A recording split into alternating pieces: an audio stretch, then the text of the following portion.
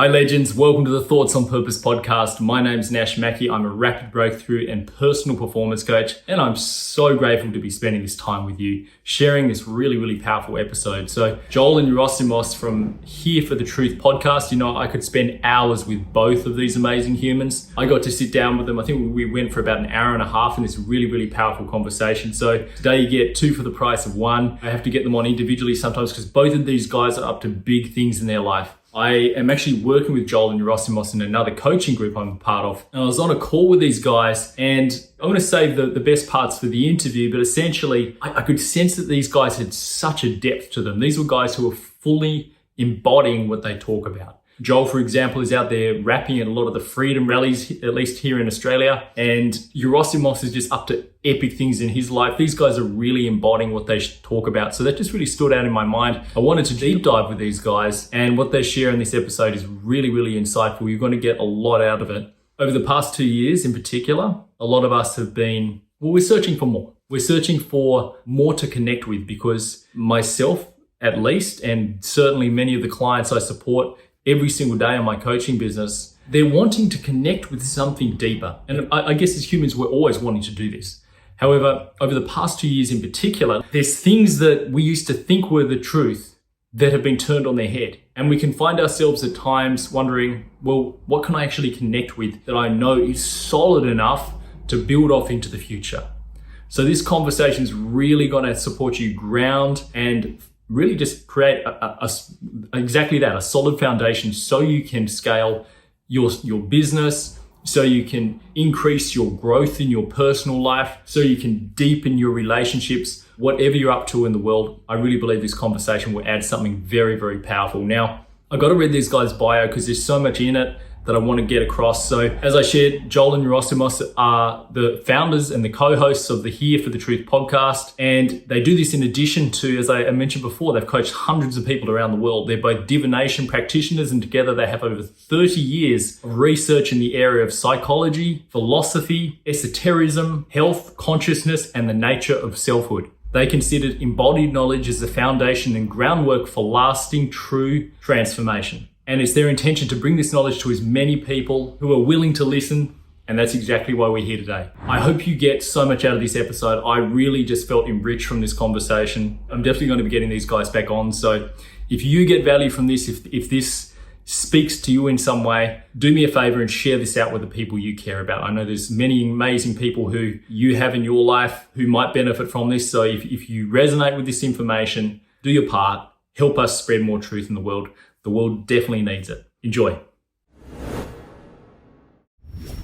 Joel Yerasimos, welcome to the Thoughts on Purpose podcast, legend. I'm so stoked to be spending this time with you. Thanks for being here today. Thanks for having us. Yeah, man. Likewise. Yeah, I'm so excited for this conversation. As I shared before, I was diving through your content. It's one of my favorite things about having guests on my podcast. I'm very mindful who I have on. This isn't a consistent thing. Unfortunately, I'm not as regular as you guys with releasing podcasts. You guys, it's one a week you drop. Is that right? One a week, man. We were doing this a week for a long time there, actually. Yeah. How long have you been doing your podcast? We launched it. This is our 1 year anniversary, just about. So about between March and April. May will be a year. May will be a year. For the May will podcast. be a year. We met. Oh, right. Okay. There you go. That's well. So you've cranked out 52 episodes? 60. We released our 60th episode today. Oh, wow. So you've been going. That's a serious effort. So I fully admire that. Like I said, I'm not that consistent, but when I do bring guests on, I usually have a really deep connection with the individuals I bring on, and I'm genuinely curious about learning more about your worlds and your ways of thinking and all of it. So I'm excited for this conversation. So you've got the amazing Here for the Truth podcast, which straight away it gets my attention. I love the sound of that. So I'm going to read the mission statement from that. Sure. So Here for the Truth is dedicated to empowering truth seekers through sharing, synchronizing, and the embodiment of knowledge. Our goal is to provide them with the tools, resources, and inspiration to be the best, most authentic version of themselves, according to their highest values, based in the truth and grounded in reality. The results will be that they will have the foundation and the confidence to rely on their own reason and discernment to navigate their lives on their terms so they will feel capable of living up to their full potential. Our mission is to uplift the individual, to reawaken the inner hero within them, and to remind them of what's possible when one chooses integrity over ignorance. We are a platform dedicated to exalting the very best in the human spirit, of the human spirit, rather. Like, that's so well written, but first of all, and so much in that I resonate with. So what made you, a year ago, how did you meet? Like, what was this interaction? Well, you've known each other for a long time, right? No. You take this one, Yerasimos. Oh, yeah, I'll take it. And I apologize if there's a little bit of a delay here for me and my internet isn't too great. So I'll just roll with it because there's some things that are coming in a little choppy. But my wife and I were invited to be on the Unslaved podcast hosted by Michael Tazarian and David Whitehead, who have become friends of ours and people that Joel and I highly respect. And we did an episode. We did 2 episodes on awakening somatic intelligence. So, my wife and I are both body workers. My wife's got her PhD in depth psychology with an emphasis in somatic studies. And so Joel is a fan of Unslaved as well, and Michael and David's work. And he saw our episode on there and he got a lot out of it. And he reached out to me on Instagram, and I saw what he was doing in Sydney, in the Sydney Freedom Movement, and his conscious hip hop artist that he was doing. His work that he was doing. Sorry, there's a little delay. So I saw a message come in. And I loved what he was up to. I loved the content he shared. I loved what he was about. And we had a few back and forth Instagram exchanges. And then I think we both really we realized we wanted to have a podcast. For years, I've been like, I want to do a podcast, but I know myself, I need to do it in partnership. And we just felt like it was aligned. And we got on Zoom one night and recorded our first episode. It was all about what it means to walk an authentic path. Wow, that's incredible. And like, now you're releasing a new program together, which is super exciting. I'm sure we're going to chat more about that. So that's phenomenal. What an incredible.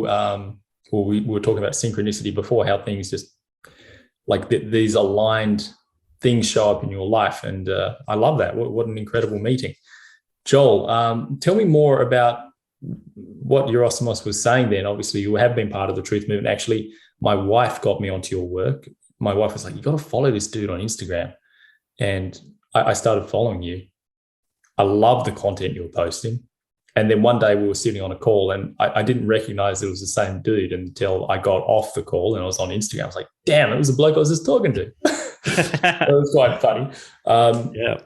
So talk to me about that, because it's kind of like there's this mixture of the rapping and then you're standing up for the truth. How did you get into that side of things? Yeah, sure, man. So as Yerasimos mentioned, I've been a conscious hip hop artist for most of my life. Before conscious, I was just a generic hip hop artist, I guess you could say, and that was my primary passion for a very long time. All I wanted to do was to make music. That was my number one passion, number one desire. I've been writing hundreds of songs a year since I was, 13, 14 years old, just recording in my bedroom, putting shit out there. Wow. And I gained some success, in a commercial sense. This was before, I guess you could say, I was quote unquote privy to the truth or awake or whatever you want to call it. And I released my first album in 2014, my first full length album. And I got plays on all the major radio stations across Australia, Today FM, Nova. I toured the country essentially. And basically it got to a point where I became a little bit disillusioned after that. Things didn't really progress as I anticipated them to. You're a young kid, you're seeing yourself performing at the Grammys or the music awards, you're doing the whole thing, got the whole vision, the whole dream. And then I kind of became a bit disillusioned with the industry. A lot of the radio hosts, a lot of inauthenticity. And so I decided to put the mic down and I took a break for a little bit there. And then when I came back, basically what that did to me, that led me through my first dark night of the soul, I guess you could say, and I had a bit of a breakdown, and basically I developed this sense of yearning for the truth and for what is true and for who I actually am and for what I actually want to do and for what's actually right. And I began to question what's not true around me as well.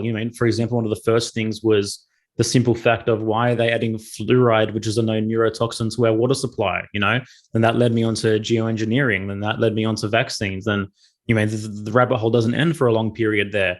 True. But then what happened, I was able to merge my creativity into my findings, So from that point on, I decided to only make conscious music and to speak the truth in my lyrics and what I put out there. So I picked back up the mic, and I think 2018, I put some singles out there, some EPs. One of the songs I wrote then, Illusion, now has over 1 million plays globally on all platforms. Wow. Then 2020 happened, I guess you could say, right? And like all my friends, they knew what I was about, etc. But then this was kind of the great separation, right? Who's actually real, who's actually not. And man, I couldn't help myself. I had to speak things as real as I possibly could, in the complete authenticity and integrity, and speak my truth. And as you speak your truth, man, things change as well. Around outside you, it's as above, so below, as within, so without. The more of your inner self that you alchemize, your outer reality changes as well. So it's kind of like, I found myself in this position where I became, I guess, a little bit of a primary voice for the truth movement in Australia, so to speak. A lot of people were resonating with what I was saying. I was very, very clear cut. I ended up getting invited to perform at all these freedom rallies. I mean, last November, I think it was, I performed to 500,000 people in Hyde Park, wow, with these songs that I wrote like 2-3 years before 2020 even happened. So that was pretty cool, man. And that's just been my journey really ever since, brother. It's just, I'm here to be myself as much as I possibly can. I'm not here for any part of the illusion. If something's fake, then it's not going to have a presence in my life. And I'm basically here to curate my reality based on my inner truth and based in as much integrity as possible. And the more that I've done that, the more that I've noticed these synchronicities of alignment fall into place, For example, my partnership with Yerasimos, everything that we're creating now. And, that's my message, man. Do you, be you, speak your truth, and great things really can happen when you choose integrity over ignorance, like our mission statement says. Yeah. Brother, thank you so much for sharing. I appreciate that, man. And it's great to hear more about your background. It's always awesome to find out where people have come from. Yerasimos, what about you? Were you born like this awakened being, or? I don't consider myself awakened, but I definitely consider myself on an awakening journey. And I have been for a long time. I grew up in the U.S. My parents are Greek immigrants. So my dad and mom came to the U.S. pretty much with nothing. And my dad worked, kind of achieved the American dream to some degree for sure. And I've always was a curious child. And I don't know if it's my Gemini nature, but I was curious, and I really liked paying attention and observing. But I think it wasn't until I left academia that I really started having more of a thirst and curiosity for knowledge. Like, I was blessed to be able to just like memorize and regurgitate information and do well in conventional schooling, all the way through university. But after university, or college, as we call it in the US, after college, I took savings that I had, and I backpacked around Europe. And I brought some books with me. And I just remember that was like a really big period of time where I just enjoyed started reading books, and like sitting on a park bench and contemplating and really fueling more introspection, more so than I did maybe when I was living a more recreational life, you can say, in my teens and early 20s. And that led me to ultimately, after having like my first job post college, I grew up in the restaurant business. So my father had a restaurant that was open 24 hours a day, 7 days a week, and never closed, in New Jersey. And I ended up working in the hotel business for 2 years. And this was This was right post 9/11. And so I was wearing a suit and tie every day and managing like 30 people. They were all older than me at the time, but 2004 hit. And I remember I was like, well, this isn't really my purpose. I'm not feeling very creative. I feel stifled. And most of the times in my life, when I felt like something needed to change, I just kind of changed immediately. And so the Olympics were in Greece in 2004. My parents have a place there. And I literally packed a suitcase full of books and went to Greece for 3 months and did nothing but read books for 3 months. Wow. And so that then brought me to the next chapter of my life. That I always was a fan of cinema, and I loved that the journey that storytelling brought me on, and the emotions that it stirred within me. And so I always had this dream to be an actor. And so in 2004, I moved to New York City, and I began that journey. But again, being the curious person I was, like my first main acting mentor was really involved in consciousness work and psychology. And so he introduced me to all these things that really helped shine a light on developing as a human. Because as an actor, you show up as an actor into a class, and it was like, well, here I am as a human, but if I want to be able to portray all these different characters, I need to dive in and know myself on the deepest levels and accept all the different parts of me, the light, the dark, etc., so I could be in service of telling stories. So I really liked that process of personal development and personal exploration. And for a while, it was in that context of like, oh, I want to be an actor. But I realized there were parts of me that wanted to be an actor, coming from like a wounded place and wanting validation and that kind of thing, as opposed to just for the sake of the art form. And so after a while, I realized that like it wasn't the most ideal thing for me. And because I was curious and wanted to keep learning, I'm a sponge for knowledge. I just love to learn. So after a few years of studying acting, I got much more into health and nutrition. So I went to study holistic nutrition for a year. And then that just led me on another path where actually it started in Australia. In 2001, my third year of university, I did a 4-month program studying abroad in Sydney. And while I was in Australia, I met all these Aussies and Englishmen, I guess you can say too, who were traveling for like a year. And I was like, what? Like, we don't do that in the States. That wasn't a thing that kids are brought up on, the gap year or like save up some money and travel. And so I was fascinated by it. I was 20 years old at the time. And I planted this seed in my mind. I went, someday I'm going to take a year off and travel. I didn't know how that was going to happen. Yeah. But in 2008, I took the savings that I had and I just said, let's do it. And I just backpacked around the globe for a year. Wow. And then anyways, make a long story short, because there's so much to our personal stories. Of course. I ended up coming back to New York City after a year for 3 more years. And then I moved out to Los Angeles in 2013, initially to see if I really wanted to fully pursue acting. But shortly after coming out here, I realized my path, while I was growing 2 paths simultaneously, one being a more creative path focused on acting, etc. The other one, I was really into health, nutrition, personal development, personal growth. And about 2014, 15, I ended up finding a mentor of mine who was an ex-Navy SEAL trained in traditional Chinese medicine and different forms of body work. And he took me under his wing and taught me all this cool stuff. And I really got into body work, as well as looking at healing from trauma, doing different forms of body work, etc. And so I was doing things like that, and then just continuing my education around self-knowledge and coaching, etc. And fast forward to now, Joel and I, we have our podcast, we have our partnership, we have our group coaching program that we're launching.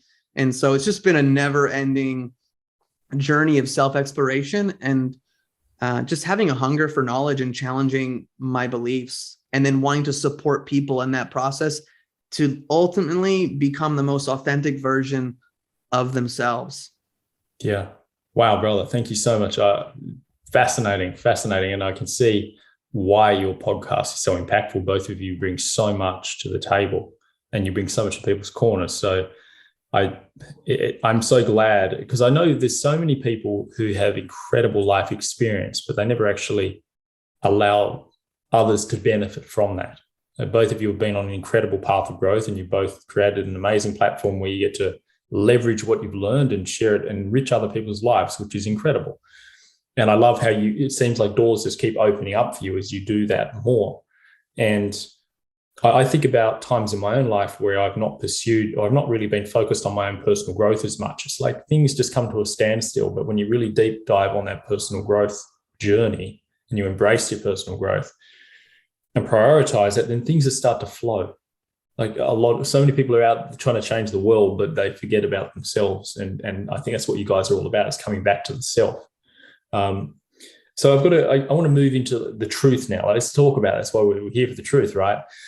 So, there's obviously, there's the phrase of, there's an individual's truth. So someone's like, I want to follow my truth. I need to live by my truth. And then there's like the bigger truth. So can you guys just, for me and for the listeners, distinguish the two? And when do you know you're doing too much of your truth versus, the truth? And how do you explain all that? That's a big question. I get it. Joel, do you want to take this, or you want me to just jump in and say something? You have something immediate, go for it. And I'll I just have one real quick thing to say is, our podcast is called Here for the Truth. It isn't we have the truth. We know the truth. The truth-seeking process is a journey. Unfortunately, we live in this world today where someone sees a headline or whatever and like, okay, I have the answer. And it's like, no, you have to be willing to get messy. You have to be willing to be wrong too. Like, as someone who's gone down a lot of different rabbit holes in my life, like, you have to hold space and have healthy skepticism to take in different information and to hold the tension of opposites very often. And so that's like part of what truth is to me, is like, it's not like, it's even like when people say I'm awake, like, I'm never going to say I'm awake.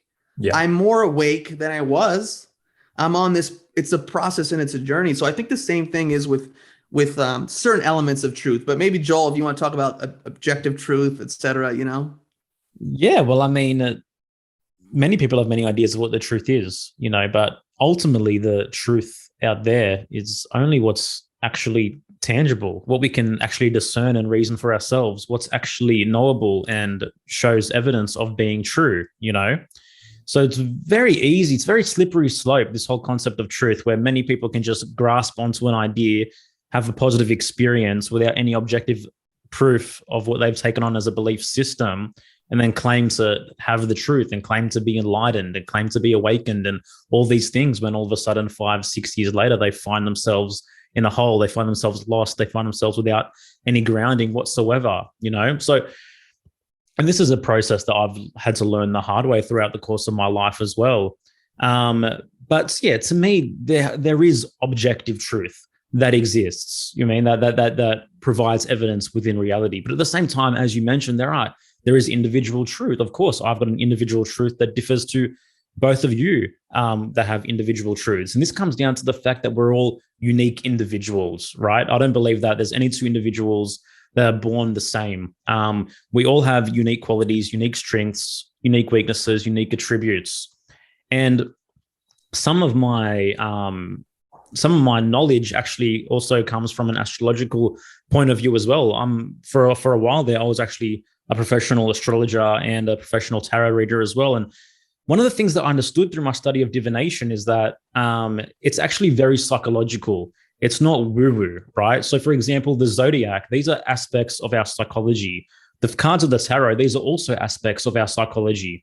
And in understanding this information, you realize that everyone is so different in so many unique ways. So what's true for me is not true for you or true for anyone else. So for me, the primary thing of being here for the truth is understanding who you are as an individual. And this comes back to the famous adage, know thyself, right? The Oracle of Delphi. And to me, this is the pinnacle of how we can begin to understand what truth is. In knowing myself, I can then have a better understanding of reality, and I can better understand how I am uniquely oriented within reality. Because so often we grow up and we're looking for someone who's successful or someone who appears to know what they're doing, so we can copy and mimic what they appear to be doing in order for us to have that same kind of experience. But the fact of the matter is that we're all designed to respond to life in unique and different ways. And only by walking out on the path that has never been walked before, because only you can walk it, and taking steps and being willing to make mistakes in order to discover who you are and what works for you and what is true for you. That's the path less trodden, but that is the path to you living up to your highest potential and you really pursuing your deepest desires, because no one can go there except you. And you can only go there when you're willing to discover what's uniquely true for you without projecting onto anyone else or anything else what the right way to live is, what's true is, or what's what. You are here as a unique existence with this life to discover that for yourself, but you have to act and you have to walk. I love that, brother. Great descriptions from both of you. I appreciate that. I encourage my one-on-one clients to send in questions. I share a bit about the guests I'm interviewing, and one of my clients shared a question. I think that you've answered it pretty well within that. Mm-hmm. But if it's okay with you guys, I'm going to drop the question here and just see if you would have anything to add, because I think that this might open up for a really interesting conversation as well. So sure. This particular client obviously believes in God, and she said that I know Jesus says he is the truth, but what is the truth? You've kind of addressed that. I'm finding it harder and harder to decipher the older I get. It seems like I can't believe my own eyes anymore.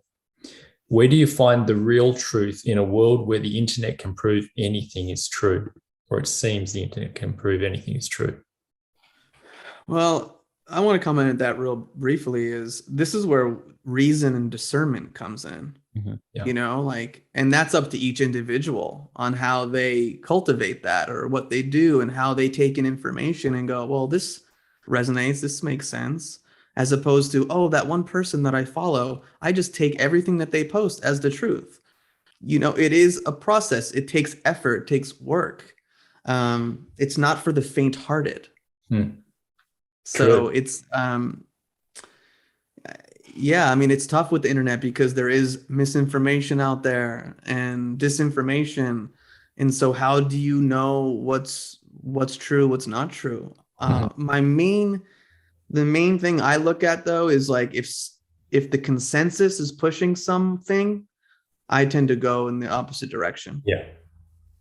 For the establishment, the established politicians, the mainstream media, et cetera, is propping something up, that right there is the first sign where I go, okay, let me see what else is going on. Yeah. But you also have to be mindful too, that because you can flip all the way to the other side and then get really hardcore and then think every single thing is a conspiracy and every single person is like evil and every politician and every athlete is part of the Illuminati and every, and it's just like, all right, take it easy. Yeah. So again, discernment. How do you develop discernment? You develop discernment by experience. And to me, the truth is first and foremost experiential. What is experientially true for you? That you've made choices, you've made decisions, and you've gotten feedback from your environment, and you've used reason to assess that feedback and decided whether that is serving or whether it's not serving.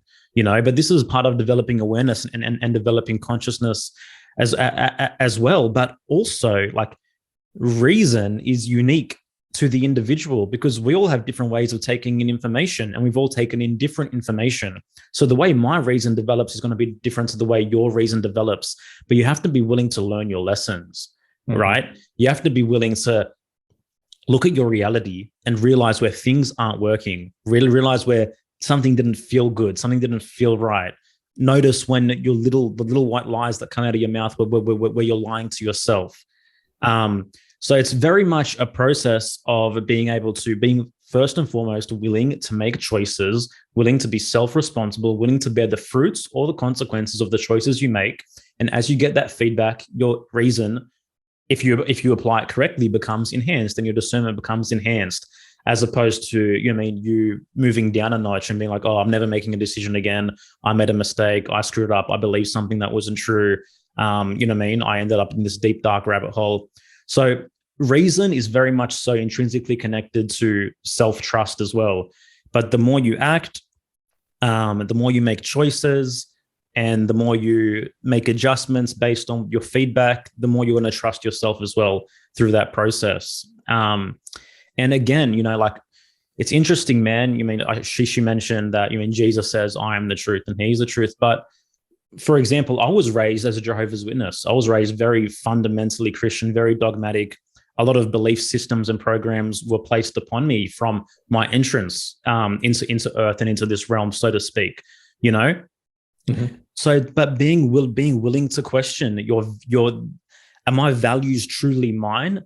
Is what I believe truly because I've discerned that for myself? Or is there value systems and belief systems which have been placed upon me, which I've never really questioned, and I've just assumed as the truth? And now all of a sudden, I'm living my life based on the value system of someone else. I'm living my life based on the belief system of someone else. Do I have the fluidity and the flexibility of mind to question myself and question my own values and actually discern what is truly mine? What have I discerned for myself that's experientially and objectively true and objectively self-serving, and what is not? And this is how we begin to turn the light of consciousness brighter. It's choosing to be awake to the facts, choosing to be closer to reality. Incredible. Like, I resonate with that so much. And I was raised in a very staunch Catholic family all my life. And so I get where you're coming from there as well. And I was told that there's one truth and that's it. And you don't argue with that one truth. And if you do, you're evil. And so, but I couldn't help it. Like, as a kid, things just did not make sense to me. And I felt like I was living a lie. Yeah. And I felt like I was evil because I had these questions and I couldn't help it. I was very curious as well. I just wanted to understand things. Yeah. And I saw these people who were living this truth or preaching this truth, and they certainly, their lives reflected outside the church, reflected something very, very different. Yeah. So I had these conflicts, and I had to make sense of it. And I really believe now that one of the most spiritual things, if we want to talk about spirituality, one of the most spiritual things we can do is live our truth. In fact, I would say it is the most spiritual thing we can do, because if we've been designed by a creator a particular way to grow in a particular environment, aka thrive when we live certain values, then that's what we should do. That's what we should aspire for, or we get to aspire for. And I really believe that, and choosing our unique purpose. And you're so right, it's got to be true to you, though. How do you know, though? I guess that's the question. I'm asking questions that I know people would then have. How do you know? Like, is there a feeling inside your body? Like, what is it? I think it's a combination of things. And again, it's up to each person. I can only speak for myself. Yeah. One, your life is going to provide feedback for you. Mm-hmm. Your body is going to provide feedback for you, how you feel, your emotional center. Like, is there a lightness? Is there a freedom? Is there a joy? Is there an excitement? It doesn't mean you feel it all the time, because part of being human and part of being truthful is being able to hold space for all the different emotions. But you'll know, like for me, I just knew something fell off. I needed to make a different choice. I need to make a different choice. I need to make a different choice. I mean, self-knowledge is the foundation of all knowledge. If you're lying to yourself, speaking of truth, if you lie to yourself on a regular basis, you're not going to be able to see the lies that are out there in the external world. Yeah. You won't. And so it starts at home. Again, why Joel and I were such advocates of the individual. And we're both divination practitioners, like he was saying. I'm a human design reader. And so, like, there's this unique fingerprint each human being has. And can you accept yourself? Can you love yourself? Can you honor yourself, your unique individuality, the best way you can? Because that's where it all starts.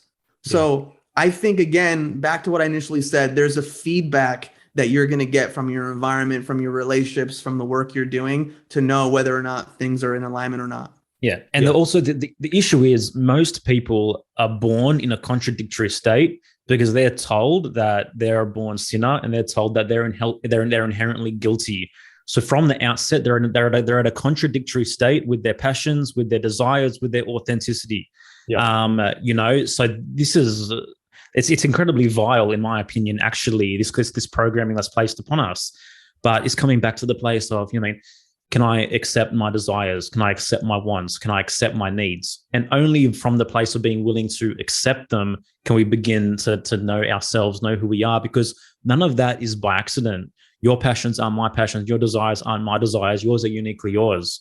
So just the beginning that inquiry, begin that process of self-inquiry, and realize that you are a unique being unlike anyone that's ever existed. You have a unique purpose, a unique destiny, unique potential, and begin to inquire as to what that is for you to live the best of your life. Yes, man. Yeah.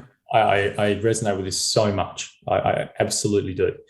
And yeah, I'm so glad we're here having this conversation. We get to pump this out to the world and reach a few more people with this message. So talk to me about the human design side of things. I want to find out more, and then Joel, I'm curious about the astrology side as well. Like I'm aware of the human design. I've gone and taken a test, and I'm aware that I've got a particular one. I can't remember what it was exactly. You could probably tell. Can you tell, like, just from me talking? Is it? I mean, maybe, but I'm not gonna. That's okay. Guess right now. I mean, I'm not like, again, I'm not the most expert in the That's world. all right. That's all right. I've been studying human design for several years. Yeah. I use it in the work that I do. It's a powerful tool to go back to what I said before, to really understand yourself and accept yourself. And it's based on 4 ancient sciences and 2 modern sciences. I won't get into that, but it utilizes, like astrology, time of birth, place of birth, date of birth. And based on your specific design, like, there are different elements to a chart. There's like your type. There's one of 5 types. And your type is like how you interact with your energy and you interact with your environment. And each type has its own strategy. There's specific strategies for living. Your profile is one of 12 profiles. You can say your profile is more like your personality. And one of the things that I think is the most important in human design is something called inner authority. Inner authority is known as your decision-making process. It's different individuals or different, let's say, charts have different ways of making decisions. But at the end of the day, we'll come back to the fact that it's still like using reason to make your decisions is the most important. But what is reason? Your reason is using all your faculties, the things that you're taking through your 5 senses, your emotions, your intuition, and coming to some conceptual understanding of how to move forward. And so that's what I appreciate about human design. There's so much information and knowledge in there that an individual can take in order to make the right decisions. But it can be very, very complex of a system. And if you understand just a few basic elements like your type, your strategy, your authority, and really start practicing and experimenting, because that's what human design is. And I wanted to bring this up before, is about life. Like, it's one big experiment. So true.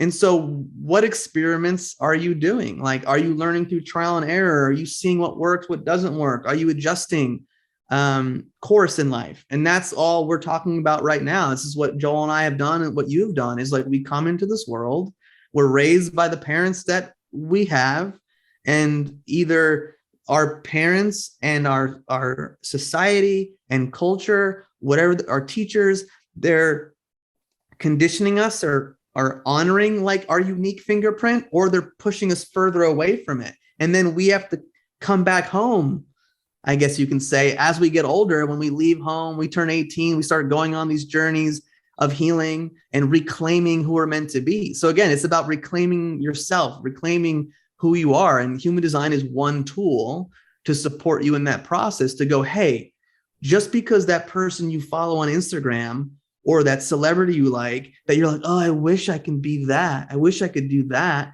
And it's like, no, focus on who you are. Focus on how you're meant to be, and start living in accordance to that and in alignment with that. And human design shines a light on these specific elements. And it's something that's transformed my life and has tuned out a lot of the noise, because I'm like, you know what? This is how I am. This is the best way for me to make decisions. This is what role emotions play in my life. You know what I'm saying? So I think it's a really cool thing, and more people are becoming aware of human design, and I think that's a good thing. Yeah, I agree. I absolutely agree with that. And just on that point, I remember I experienced a profound shift in my life when I realized that I am here like both of you have said, I'm here, I'm unique, I'm here for a reason, at this point in time for a reason. And there is something on my heart that wants that I get to express. And if I don't tap into that, I'm going to be searching on the outside for a very long time. And I suffered with many addictions when I was younger. Mm-hmm. And I would try and fill this void that I had because I wasn't living my truth. I wasn't connected to that. And the big shift happened when I realized that I am here to add something. I'm here to add something on top of what's been done. And up until that point, I've been trying to find truth just in what it existed before me. Mm-hmm. And I really limited myself, I realized. Like I was searching for the truth in what was done up until now. And then I felt very liberated when I was like, oh, well, who am I? Like, what? I'm here to add something over and above what's been done. I'm here to set the bar a little higher, as opposed to let what's been done in the past dictate how I am. Yeah, it's that feeling of worthiness to add something, a feeling of worthiness that I do have something to contribute. You know, that's really what the catalyst is, I believe. And your book, I should know the title now. It's like 55. Like I'll let you say it. I'll butcher it otherwise.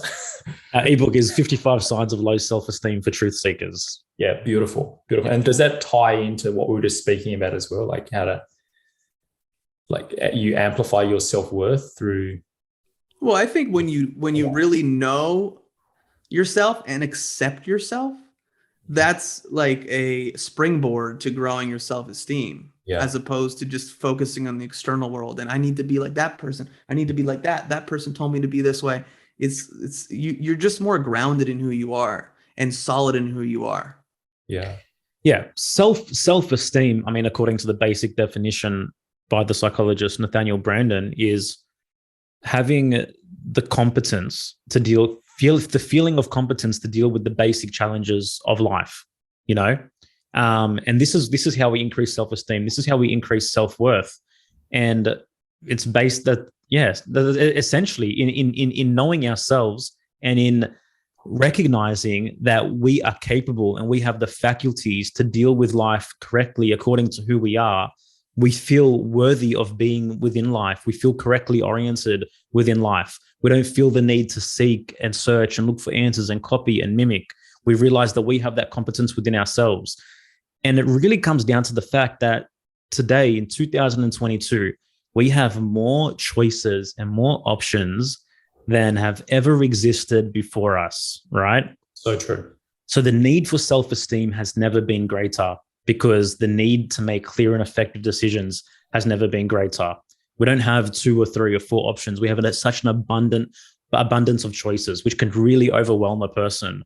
And so a lot of people's self-esteem is very much something that teenagers are suffering or whatnot. But really, it is, to both of us, it is the most important and probably the most ignored psychological issue of our time, because it is literally what is deciding whether decisions you make are good or bad, because it all comes back down to your self-worth and how competent you feel to make a clear and effective decision. Yeah, got it. Yeah, I love that. And where can people get hold of your book, just since we're on the subject of it? Yeah, sure, man. growyourselfesteem.com, and that'll redirect you to a page to download our book. Beautiful. Thank you. And I'm sure many people get huge value from that. So Joel, talk to me about the astrology side of things, because I love hearing about the human design, and I'm really curious to explore more about that into the future. The astrology side of things, like that's something that's come to my attention. Well, it's the last 2 years. It's been highlighted for me. I've had a number of conversations and just my experience. I don't know how it's happened. It's just all these people all of a sudden who are doing astrology and who understand, this other, aspect of life that we get to tap into. Yeah, man. Like, talk to me about that. Like, how do you like, there's planets up there, there's stars up there. Like, how do we draw information from it? I'm just fascinated.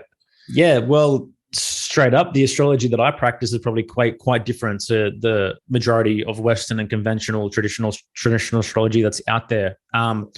So my teacher and mentor is a gentleman named Michael Tsarian, who is the host of the podcast that Yerasimos was on, where we first met. And to me, he's one of the greatest minds, one of the greatest researchers still living today on any of these topics of esotericism, occultism, psychology, whatever it might be.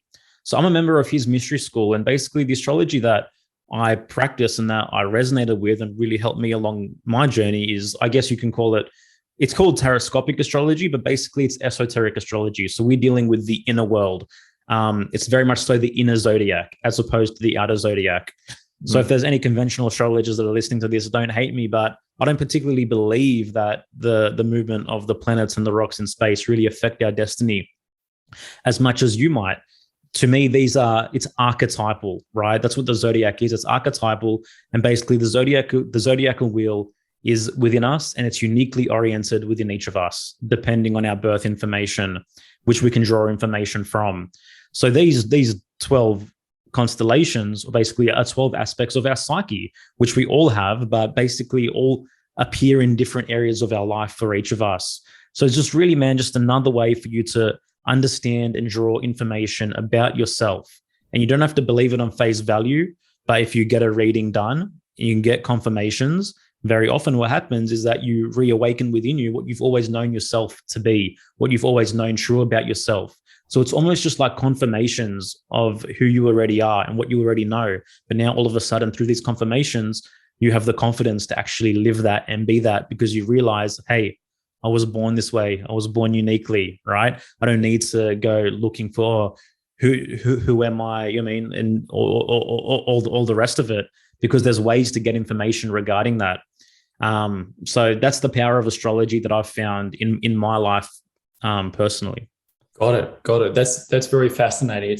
It's a little bit like, because I'm a hypnotherapist as well, when you use that terminology for people, there's all these different things that come up, perceptions and ideas that come up. Yeah. And some people think it's like mind control and all these other labels that people have heard over the years. It's like astrology for me growing up in a very Catholic family, it was considered, you know, the most woo-woo, evil, whatever. Yeah, more or less witchcraft kind of witchcraft, stuff. Yeah, that was satanic. It. Yeah, precisely. That's the word, the satanic. And the work of the devil. Work of the devil. And it was like they'll predict your future. You'll be able to see when you die and all this. So, but really what you're saying is you look at.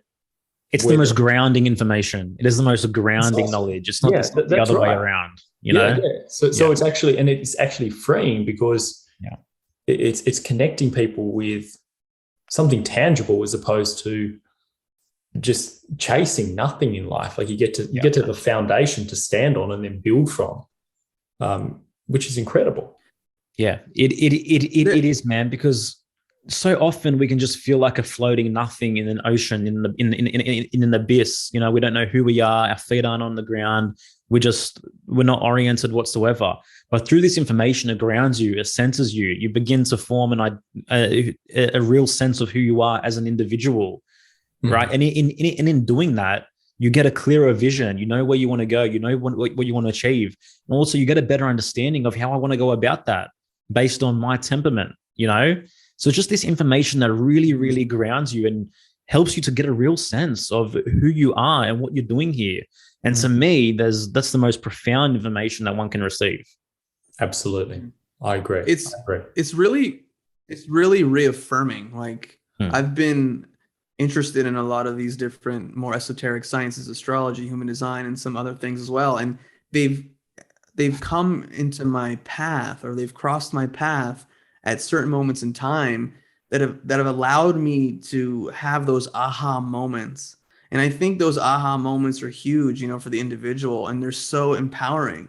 And I wouldn't say they were always like, oh my God, I didn't know this about me, but they would affirm this, like, oh man, that totally makes sense. Or even that that thing that I have challenges or issues with, it helps shine a light on it. So again, you can come to this place and have more compassion for yourself and more love for yourself and accept yourself, which is just, I mean, it's so important. So important on the developmental path, on the growth path, is to really accept yourself and honor yourself. I totally agree. That's, I love what you got. And real quickly, and it's just, it's information. It's information. Like, you don't have to, like, again, you don't want to treat it as dogmas. Like, this is the only thing, and it's the only thing that's true, and everything else is wrong. Yeah. Discernment. taking things in, what works, how does it support you to be the best version of yourself? Huge. Thank you so much for sharing. I love that. What do you feel, and I'm curious to get both of your answers on this because you've coached, many thousands of people around the world now. What do you feel is the biggest thing that holds people back from living their truth? Social pressures. Right. Family pressures, groupthink. Yeah. Wanting to stay in the herd, it's like that whole crabs of the bucket theory. I mean, to some degree, where you have if you're trying to get out, everyone's like trying to pull you back. And for a lot of people, they let go of the top of the bucket. They go, it's a lot easier to go along with the current than to fight the current. Yeah. So true. For me, sorry. No, please go on. For me, it can be summed up in one word, what it is, and that word is altruism, right? Somehow we've been sold this idea that altruism is a virtue, and people are living within this paradigm where they think by sacrificing who they are, that they're going to be the best of who they are. So we live in this world where we think that everything that we do for someone else is good, and everything that I do for myself is bad and evil and selfish. And if I do something for myself, then I'm going to carry guilt. I'm going to carry shame about it. And this comes back to the born sinner, the whole original sin theory that everyone just come in as inherently evil. Everything divine and valuable lives external to you only, and you have no chance of being a profound and worthy human being. Because it's a value system that you can never live up to. So you feel unworthiness in the fact that you can never meet it, and in the fact that in performing it, you never feel good about yourself either. Yeah. So to me, when I say exalting the best of the human spirit, that's self-love, not self-sacrifice. That's you serving yourself. And if you look around you and if you look at history, the only people that have ever actually profoundly benefited and been in true service are those people who have filled their cups first, who have served themselves first, right? But what you have around you is everyone that lives in this weird paradigm where they're trying to give to one another from empty cups, from empty vessels, from a place of depravity. Then they do so, then they expect. And when you expect from another person, you destroy freedom from both of you. So we're living in this realm of muck, of obligation, of resentment, right? And this is really what our course addresses, is deprogramming from this ideology. Because as long as you're living in this paradigm, you're never going to live up to your potential, because you're constantly working against yourself. Yes. Yeah. Wow. I resonate with that so much. And I agree, that whole idea of original sin, I would use the word toxic. I used the very appropriate word before as well. And if you look at that, it's to keep you in that whole system. So you live in that guilt and shame. So you keep buying into that system. That's what I believe, at least. Of course, man. And it's weird. Like now all of a sudden you have truth seekers, quote unquote truth seekers, who are, taking in all these new truths about reality, about systems, about governments. But all of a sudden, then they can't wait. They can't question these programs, Well, and you think the highest selling book of all time just is that way by accident? You're not going to question that as well. True. So that's my 2 cents on that, anyway. I resonate with that a lot, and I've seen many people get consumed by that whole belief that there's something wrong with them, that they're evil, that they're unclean. Like it goes on. I support clients with that every single day in my work. Like it's coming up against those beliefs that are just, they rob people of fully living, and we're not like, you're as free as any part of nature. There's not something put on you just because you're human. I think that's just crazy.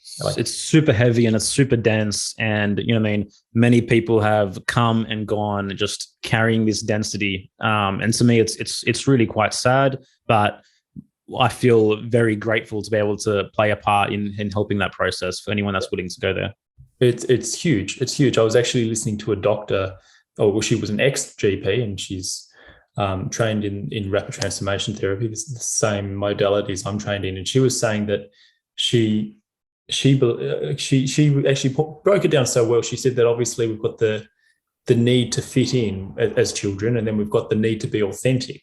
But we always sacrifice that need to be authentic for the need to fit in, which is the crab in the buckets analogy you were talking about, Yerasimos. We sacrifice that need to be authentic just to get love and acceptance as kids, which is completely appropriate for kids. And there was, for all of us, yes, we had an experience with our parents and other grown-ups whatever that was, and it happened that way. But and we get to an age where we get to, like you said, discern.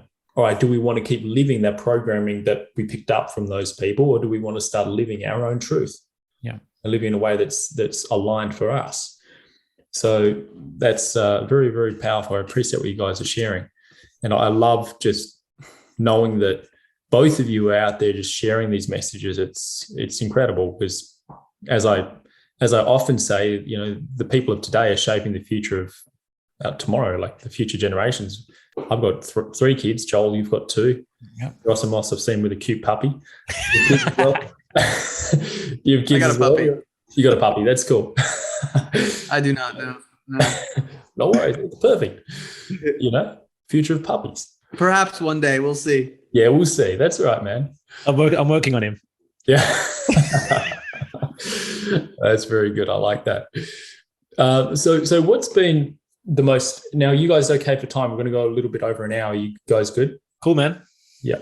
We got plenty of time. I mean, we do 90-minute episodes, so we're good. I appreciate it. I think it's very easy to flow in the conversation with you guys. I'm really enjoying this. So I know my listeners are going to get massive value. So what's been, and Yerasimos, I'll start with you. What's been the most, this is, you know, a broad question, but I'm curious if you can dial it in to see what comes up if you do dial it in. What's been the most transformational belief that you've developed in your life? You know, you've come from doing what you were doing in the past, and then is there one belief or perception that you've shifted that's allowed you to start living your truth more? You know, I have this core belief. I don't know where it came from, but it's just this idea that I expect my life to be awesome.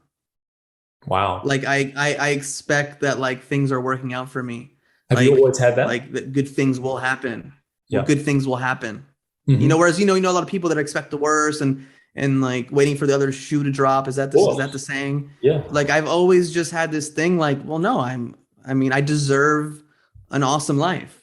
So you've had that for forever. I mean, I don't forever, like, I don't know how introspective I was as a 4-year-old in that sense, you know, where I was like, what is the most transformational belief of my life? Of course. You know, but as I was, you know, getting older and going on this path, like, I just felt like, well, you know, this decision is the right decision for me, and it's going to bring me closer to who I'm supposed to be. And then this decision will, this doesn't feel right, I'm going to do that. Like, I've always had like a lightness and a go with the flow, like, trust of existence. Yeah. So that's the first thing that came to my mind when you asked that question, is that.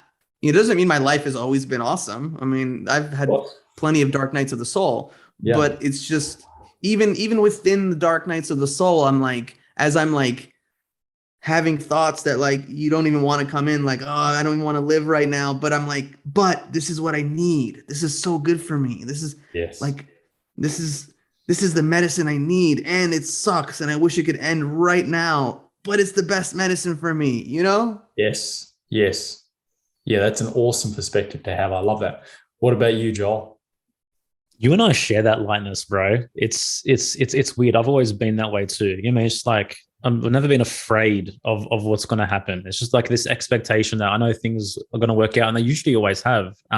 Things always just seem to work out for the best. But to answer your question, honestly, man, it's very tied into what we tapped into before regarding altruism. But the flip side of it, to quote Ayn Rand, is the virtue of selfishness. And this is to realize that selfishness is not a dirty word. I'm not inherently evil for wanting to do things that I want to do. I'm not inherently evil for wanting to create value for myself so I can live a better life. And that essentially, that is the most primal form of self-love, is to love myself, understand who I am as an individual, and wants to do and make the best actions that are conducive to my benefit, not to anyone else's benefit. Because particularly growing up in the Jehovah's Witness paradigm, obviously that whole guilt and shame thing was there for a long time as well. But once you break out of that, what's on the other side is incredibly freeing, and on the other side of those programs. So yeah, that would be it for me, man. Got it. So you believe people should be focused? I'm in my mind, I think it's important to focus on impact. Like I'm very focused on impact. And like I was saying before, raising the bar in my own way, that feels very expansive and freeing to me. Do you resonate with that word, impact? Oh, absolutely. I'm all about making an impact, man. Yeah. But you mean the best impact that I can make is in giving the gifts that I was born to give. You know what I mean? It's not in giving the gifts that someone else expects me to give. Yes. It's not in sacrificing myself for someone else's ideas of what kind of impact I should make. The most profound impact that I'm going to make is what I was born here to do. And that's what I plan on doing. Yeah, I love that. Incredible. I just wanted to make that distinction for people, because people are like, hey, so I don't think about other people and it's focused on, I just want to chill in my pajamas, so. For sure, man. But you're going to affect people in a far more profound way by ultimately focusing on yourself. That's what I feel. By uplifting yourself, by filling your own cup, by making yourself happy. Obviously, only in that state can someone have a greater impact than if you're sacrificing yourself, you're emptying your cup, you're living in depravity, just thinking, oh, but I've just got to give the last bit of what I have to someone else. Yeah. That's the distinction that I would make. Got it. I like that. And a lot of parents struggle with that, because often they're in the pattern of just giving to the world, and then they have these kids, and then they're like, okay, well, I'm going to be stuck in this pattern forever because now I've got kids. I got to just keep giving. How would you recommend for parents who are in that pattern to break free of that pattern?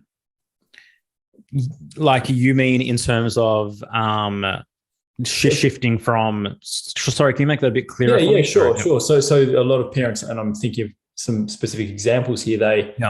They've been focusing on the world a lot, like the outside world, pleasing everyone else. And then they have kids, which is a blessing, and it can be a double-edged sword, because now they could potentially, like, they've got a big excuse to stop to definitely not think of themselves, because they keep putting the kids first.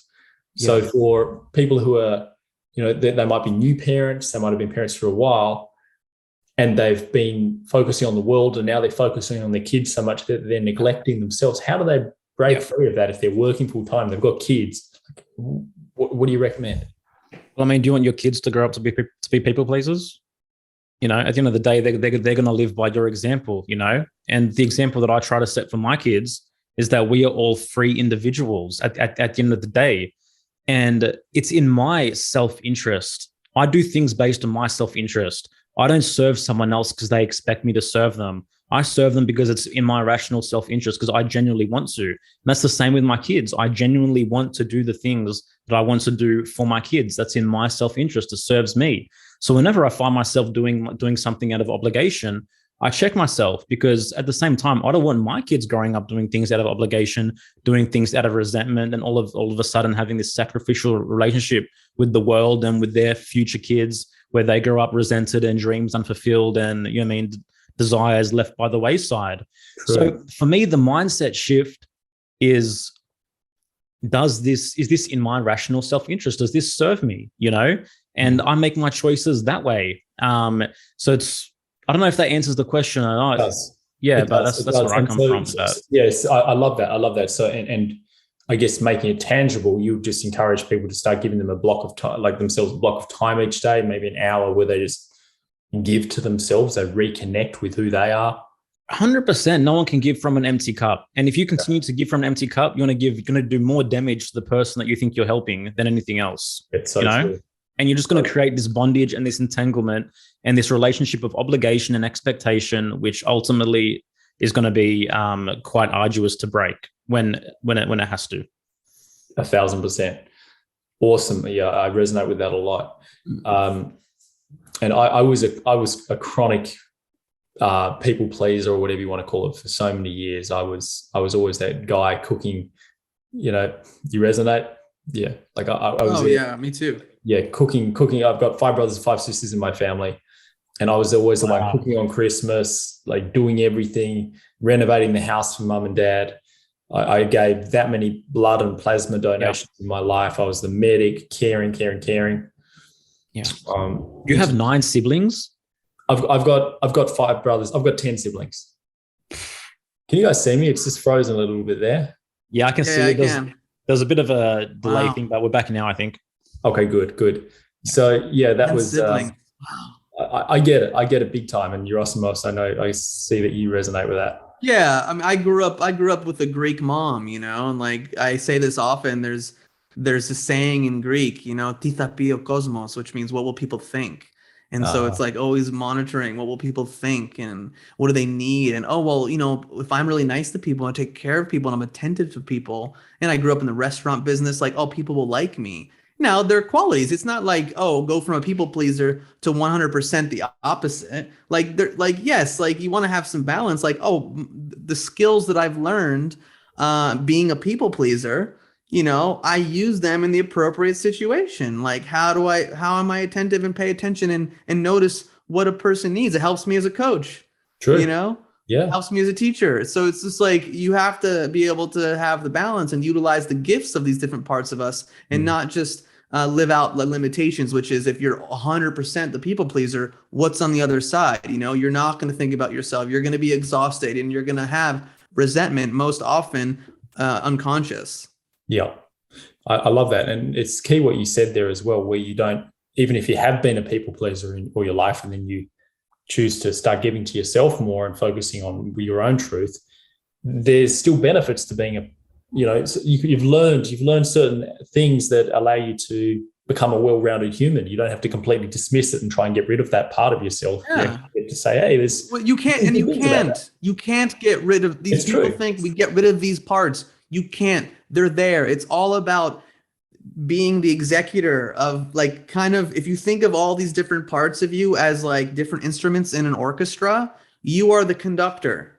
Yeah, true. Okay. And you, depending on what the situation calls for, you can pull on these different aspects of yourself. And this is what an expanded consciousness is. It's really reclaiming these lost parts of yourself that have been repressed through the childhood, the conditioning process, or even developing parts of yourself that need to be developed, whether it's working with a coach, whether it's taking a training, whether it's reading a book and going, wow, that's a way to be. I'm going to try this on and see how it works. Yeah. And so we want to embrace all of who we are. We don't want these things left in the shadows. Yeah. We don't want them. We don't want to like repress all. We want to be able to know it. Doesn't mean you have to be it and express it at all times, but it's there. Oh, okay. I people pleaser. I know you're there. I know you want to just like ignore your needs and just be nice to everyone, but like not right now. I got to focus on what I want.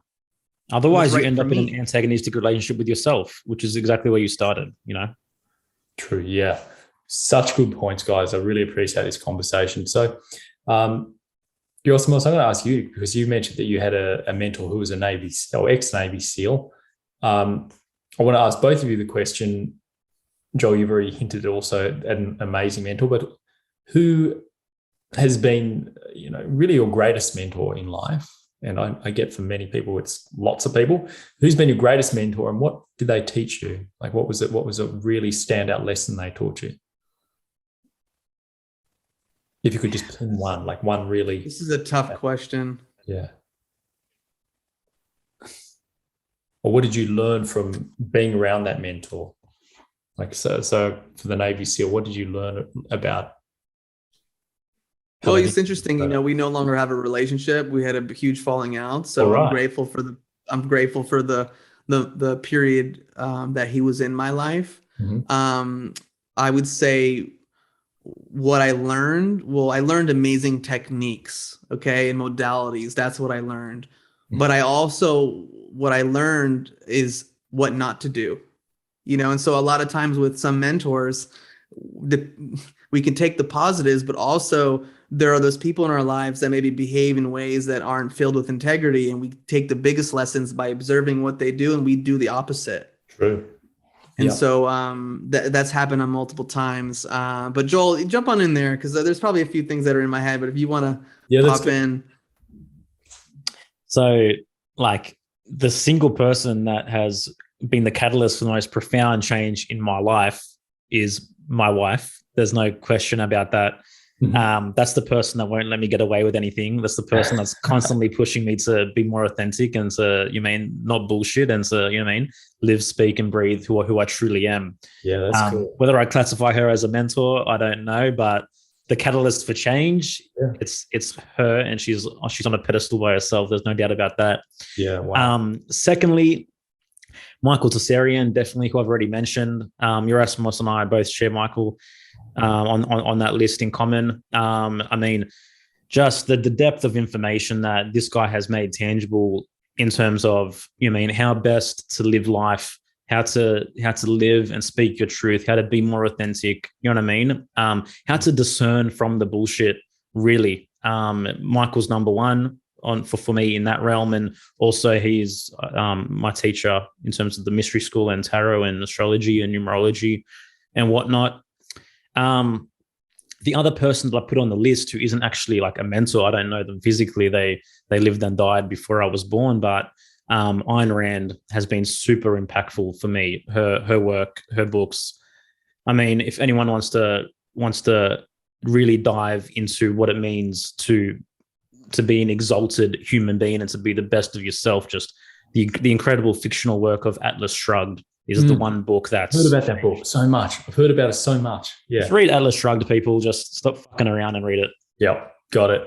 It's a huge book, is it not? It's 1,100 pages, and it's the writing letters are tiny, but it's what's going to change your life. If you want my answer, there it is. Wow. Yeah. Amazing. Well, that book's come up at least it's crossed my path for a reason again. So I'm definitely going to check it out. I'll put it on my list of books. Right at the top, priority. Nice. Thanks, Joel. I appreciate that. So good. Okay, this is really fascinating. So many questions I want to ask you, legends. I do have another appointment I need to get to, unfortunately. So cancel it. No, I'm just kidding. Yeah, I'm tempted, mate. I'm very tempted. Like, do I cancel it? I need to eat dinner though. It's almost 7:30 here in Los Angeles. I was thinking but I'm in no rush. I'm enjoying this. Keep asking the questions. I love answering questions. That works best for me. Ask questions and then I do my job. Because from a human design perspective, we're both generators. So our inclination is to respond. We're both responders in essence as well. So just to tie that in. I'll just keep throwing questions your way then. This is good. Yeah. So what's like, I ask my guests most often this question. So if this pen was a magic wand, I could wave it. What's the vision that you want to bring to life? Like if, 10 years time, or maybe at the end of your life, what's the impact that you would love to have? Like if everything worked out the way you want, what's the ultimate impact both of you would love to have? This is such an interesting question. I feel like people ask it like, where do you see yourself in 5 years, 10 years, 20 years on your deathbed? I think, and maybe it's at fault. I'm such a go with the flow, moment to moment person, but that being said, I want to live a life connected to nature, surrounded by loved ones and the people that share values with me.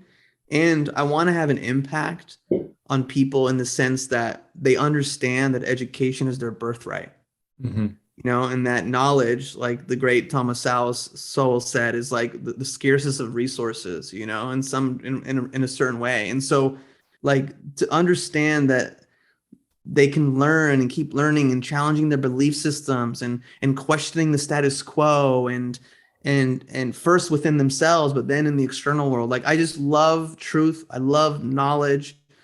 And I want to be able to leave that legacy that, the desire for knowledge is really important. And the desire for truth is a worthy path in life.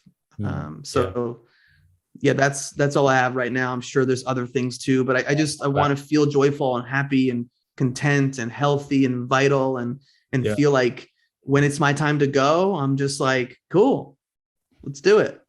Yep. As opposed to living with regrets. Yeah. Incredible. Thank you so much for sharing, brother. I appreciate that. What about you, John? So my ultimate vision, ultimately, just there's something within me that feels like whatever I say, I know what I'm capable of, and what's possible is so much more than what I could dream. And I truly feel that about myself, and I truly feel that about everything that I do. So for me, man, it's just exerting the best of myself to create the best of what I want according to the truth, and to set that example for anyone that comes into contact with me, particularly my children. It's to empower myself in every single area of my life, so I don't feel obligated in any area of my life. And I make the decisions that are best suited to me. Ultimately, everything that I'm doing is so I can do the things that I want to do. Even what I'm doing now with creating the podcast, the group coaching program, becoming an entrepreneur, becoming, financially self-reliant. Really, it's part of it. The primary motivation is that so I can create music on my terms again, so I can create from a selfish sense, because awesome. I'm a creator, because I like to create. So if I can provide those things to myself, that's what I'm here to do, because there's something within me that wants to express that. And no one else is going to give that to me. So I'm going to give those things to myself, to give myself the capacity to produce and create the best of myself. Yeah, I love that. Yeah. I love that. I resonate with that so much. Phenomenal stuff, guys. Do both of you, this is a Thoughts on Purpose podcast, and I have my beliefs about purpose. Do both of you believe that every human being on the planet has a purpose? 100%, without a doubt. Yeah. Well, I love that you asked that, because something I've said for years to friends, to clients, I go, if you look at every single thing around you right now, I have a pen here, I have a microphone, I have a mug, I have a Post-it, I have a desk, everything has a purpose. Everything. There's a purpose to it. So to think that each individual doesn't have a purpose would be going against what you see all around you at all times. Yeah. Man, purpose is such an important word. And to understand that you have a purpose, first and foremost, you have to live purposefully. There's so many people who are just waiting for their chance at happiness, waiting for their chance at success, waiting for their chance at contentment, waiting for their chance for a fulfilling relationship. But hoping and wishing, it's really a games for children. And as you grow into the adult world, it's no longer chance that dictates. It's purpose, right? Purpose is what's going to drive you forward. Purpose is what's going to get you from where you are to your desires. And to live purposefully, you have to understand that you have the capacity to exercise your conscious faculties, your rationality, your reason, your discernment, to achieve your goals, to become a competent. So, to know your purpose, you have to apply purpose. And this is how we stop being at the mercy of chance, and we begin to understand who we truly are as individuals. And then we have the competence and the capacity to move forward in the goals and the directions that we see suitable for us. I love what you said as well within that. And I resonate with everything you just said. The phrase you say, hoping and wishing is a child's game. Is that what you said? Yep. That's beautifully summarized. I completely agree. Phenomenal answers, legends. I appreciate that. Where can people get in contact with you, and how do they find out more? Obviously, you've shared where they can download your book, but just share more about maybe your individual handles, your websites, your podcast. How do they get in contact with you? Sure, man. Our website's hereforthetruth.com. That's where our podcast is. That's where all our episodes and our resources are. If you go to hereforthetruth.com/links, you can find both of us. You can find the links to our ebook. You can find the links to our Rise Above the Herd group coaching program, which is now taking applications till March 28. And you can apply for it there. And basically, that's where you'll find us on all levels, hereforthetruth.com and hereforthetruth.com/links. Super good. I appreciate that. And Yerasimos, what's your Instagram? My Instagram is @_Yerasimos. Awesome. And Joel, you've got your own personal one as well. Yeah, Joel Graffiti. Yeah. But from that link page, you can find our Instagrams. You can find us on all levels. Perfect. I appreciate that, guys. That's fantastic. So again, this is the last question before we wrap up, and a question I ask all my amazing guests. Imagine that you got access to the back end of social media platforms, the biggest platforms out there right now. You kind of kicked Zuckerberg out of the way and all those other chaps and peeps. and you were able to get a message out to everyone who's got eyes on social media, and you had 30 seconds to deliver that message, what would that message be right now, given what we're navigating in the world? I'm just going to go with the first thing that comes to me. Good. Is focus on the things that you can control, put your time, energy, and resources in that, and stop wasting your time and energy on things that you can't control and getting sucked into the matrix of manipulation, et cetera, et cetera. Like, focus on yourself, make yourself as healthy as possible, keep learning, keep growing, surround yourself with like-minded people who share your value system, and then keep living from there. Yeah, I love that. Huge. What about you, John? You are a free individual that is not obligated and not responsible for anyone else other than yourself. Live to the best of your possibilities and exert the best of yourself, and respect that for everyone else as well. Amazing. Guys, I really appreciate your time. Thanks for jumping on. And anyone listening, get behind these legends' work. I just appreciate both of you living your truth and standing in your truth so powerfully, and supporting other people do that. Like I said, this is how we create a really incredible future for the kids we have right now. And I just appreciate the bravery both of you have as well. That's one thing I really admire about both of you. You really step up, and you're not afraid of stepping into the spotlight to speak your truth. So I appreciate both of you guys. It's an honor to spend this time with you. So keep doing your amazing thing, guys.